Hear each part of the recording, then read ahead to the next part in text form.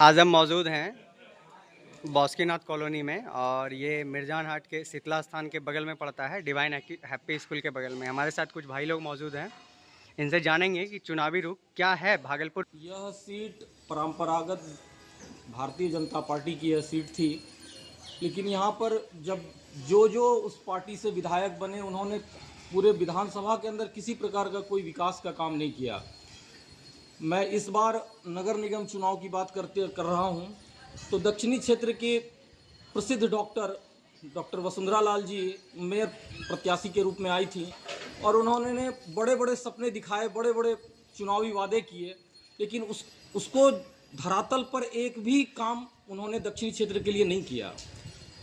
दूसरा, विधायक जो हमारा प्रतिनिधि हो वो एक स्वच्छंद प्रवृत्ति का इंसान हो, वो समाज में हर एक वर्गों को एक साथ रख कर चलने की उनमें काबिलियत होनी चाहिए, पढ़े लिखे होने चाहिए। और ये बासुकीनाथ कॉलोनी का मैं निवासी होने के नाते आपको बताना चाह रहा हूँ कि यह विगत 20 सालों से हमारा जो मुख्य सड़क है, जो गोरट्टा चौक और गोराडी रोड के रूप में है, वहाँ से जो एक ब्रांच रोड हमारी गली के लोग आते जाते हैं, वह रोड आज तक ना किसी विधायक के फंड से, ना किसी नगर निगम के फंड से कभी नहीं बनाया गया।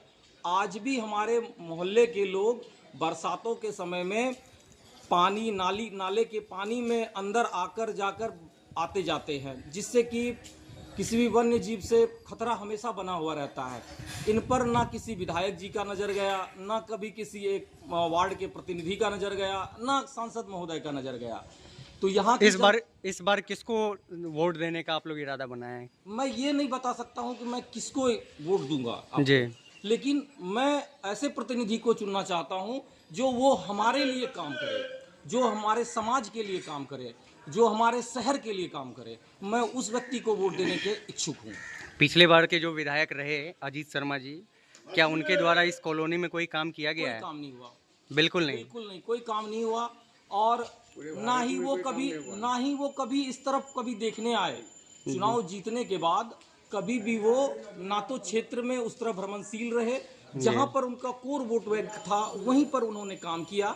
और ये सब क्षेत्र उनके नज़र में आज भी बाइकआउट किया गया है और कभी भी इस क्षेत्र में वो ना घूमने आए हैं ना आते हैं। तो क्या इस बार बदलाव की? बिल्कुल बिल्कुल, ये हमारे मोहल्ले के जो भी समाज के लोग हैं वो बदलाव चाहते हैं, वो ऐसे प्रत्याशी को चाहते हैं जो हमारे समाज की हो जी, और वो हमारा समाज का विकास करें, हमारे शहर का विकास करें, हमारे शहर को सौंदर्यीकरण करें। किसी भी प्रकार का एक पार्क नहीं है, बच्चे को खेलने में परेशानी है, बहुत सारी समस्याएं हैं।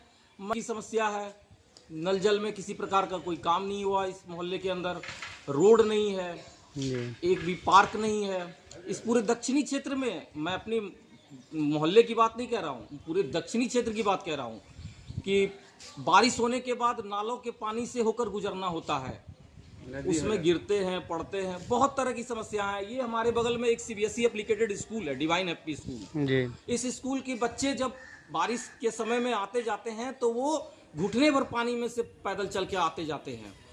तो समस्याओं का अंबार लगा हुआ है और किसी भी प्रतिनिधि ने इस क्षेत्र के लिए कोई काम नहीं किया है। क्या लगता है इस बार बदलाव करने से ये सब बिल्कुल संभव है? किसी अच्छे व्यक्ति को अगर हम वोट दें, किसी अच्छे व्यक्ति को अगर यहाँ से हम जिता कर भेजें जो हमारे लिए काम करे। कौन लगता है इस बार के प्रतिनिधि जो भी हैं उनमें से कौन लगता है कि इस काबिल हैं? बहुत सारे प्रतिनिधि हैं जो हमारे समाज से हैं, जिनको कि सामाजिक स्तर का अनुभव है कि हमारे समाज में किस तरह की परेशानी है या किस तरह उसको निराकरण किया जा सकता है।